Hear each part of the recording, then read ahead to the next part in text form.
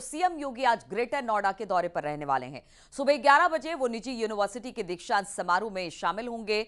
इसके बाद दोपहर 1 बजे सीएम योगी गौतम बुद्ध यूनिवर्सिटी के लिए रवाना होंगे। यहां पर वो तीनों अथॉरिटी के अफसरों, पुलिस कमिश्नर और डीएम के साथ समीक्षा बैठक करने वाले हैं। सीएम ग्लोबल इन्वेस्टर समिट में आए निवेशों पर प्रगति रिपोर्ट भी जानेंगे। तो आज मुख्यमंत्री का ग्रेटर नोएडा दौरा, इस दौरान एक निजी यूनिवर्सिटी के दीक्षांत समारोह में शामिल होने वाले हैं। इसके अलावा हम आपको बता दें कि दोपहर 1 बजे सीएम योगी गौतम बुद्ध यूनिवर्सिटी के लिए रवाना होंगे। यहां पर वो तीनों अथॉरिटी के अफसरों, पुलिस कमिश्नर और डीएम के साथ समीक्षा बैठक करने वाले हैं।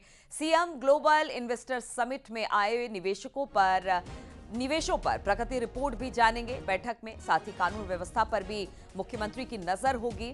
तो आज सभी के साथ बैठक भी होगी। 11 बजे ग्रेटर नोएडा पहुंचने वाले हैं। बातचीत करने के लिए संदीप पांडे इस वक्त हमारे साथ जुड़ गए हैं। संदीप, आज मुख्यमंत्री का ग्रेटर नोएडा दौरा, किस तरीके का आज पूरे दिन का कार्यक्रम उनका?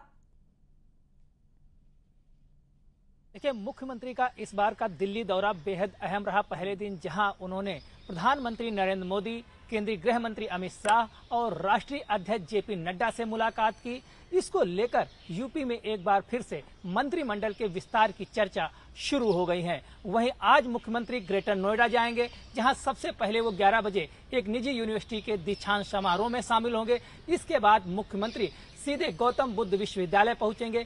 यहाँ के सभागार में वो अफसरों संग बैठक करेंगे।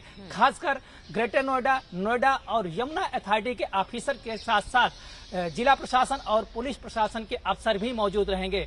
समीक्षा बैठक में मुख्यमंत्री कानून व्यवस्था को लेकर पुलिस अफसरों से बातचीत करेंगे और जानेंगे कि कैसे यहाँ पे हालात हैं और कानून व्यवस्था दुरुस्त करने के लिए क्या क्या उपाय चल रहे हैं। और साथ ही जो ग्राउंड ब्रेकिंग सेरेमनी होनी है उसको लेकर यहाँ पर जो निवेश आने हैं, कई कंपनियों ने यहाँ पे निवेश को लेकर इच्छा जताई है, करार किया है, उनके भूमि आवंटन से लेकर क्या क्या मसले अभी चल रहे हैं उसकी प्रगति रिपोर्ट जानेंगे, ताकि ग्राउंड ब्रेकिंग सेरेमनी में जो नोएडा से और ग्रेटर नोएडा और यमुना अथॉरिटी में जो कंपनियों के निवेश होने हैं उसको रफ्तार दी जा सके।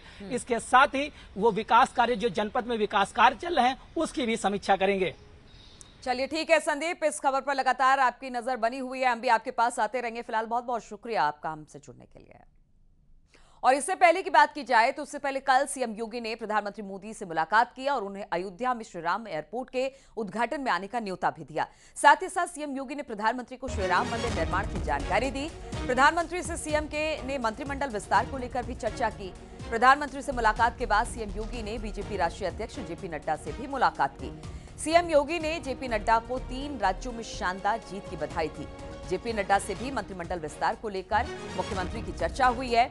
जेपी नड्डा से मुलाकात के बाद सीएम गृह मंत्री अमित शाह के आवास भी पहुंचे, जहां पर उनसे भी कई मुद्दों पर काफी देर तक सीएम योगी की बातचीत हुई है।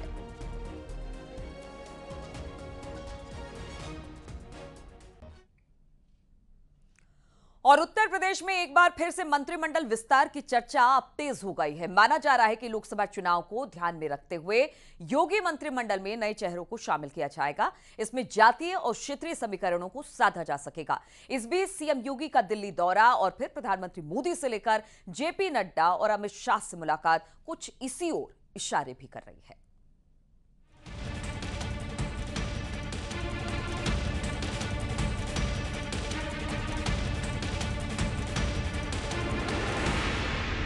चुनाव से ठीक पहले उत्तर प्रदेश में मंत्रिमंडल विस्तार की चर्चा हो रही है।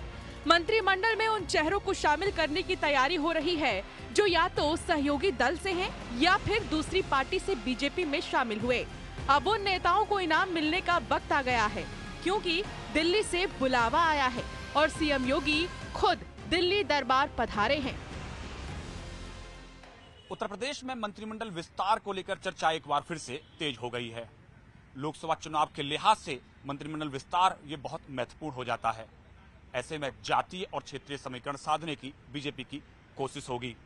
और इसी बीच मुख्यमंत्री योगी आदित्यनाथ का दिल्ली दौरा और दिल्ली में आकर प्रधानमंत्री नरेंद्र मोदी, गृह मंत्री अमित शाह और बीजेपी के राष्ट्रीय अध्यक्ष जेपी नड्डा के साथ मुलाकात कुछ इसी ओर इशारे कर रहे हैं। यूपी में मंत्रिमंडल विस्तार की चर्चाओं के बीच सीएम योगी दिल्ली में हैं, तो कुछ दिन पहले ही डिप्टी सीएम केशव प्रसाद मौर्य और प्रदेश अध्यक्ष भूपेंद्र चौधरी को भी दिल्ली बुलाया गया था।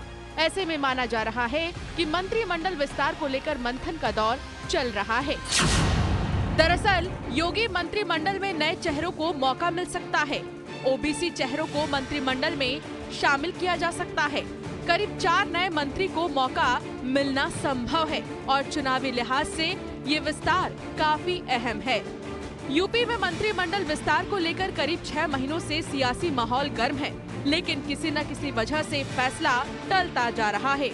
हालांकि सीएम योगी के दिल्ली दौरे के बाद इसकी तस्वीर जल्द साफ हो जाएगी और इस फेरबदल से जातिगत और क्षेत्रीय समीकरण साधने की कोशिश होगी, जिसमें पहला नाम ओपी राजभर का है।